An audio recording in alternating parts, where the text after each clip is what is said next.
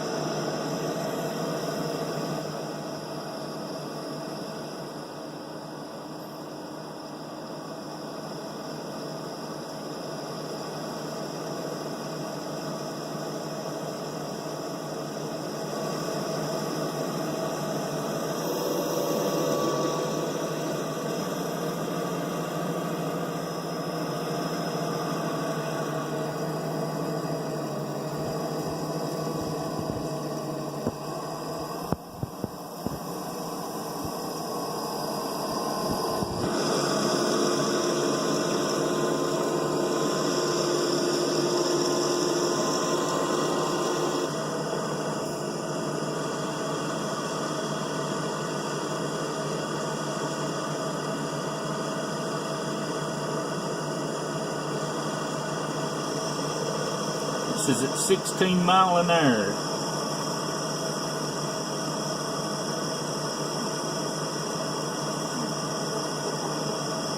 Thank you for watching. It's R&R Farms. Billy Bob here.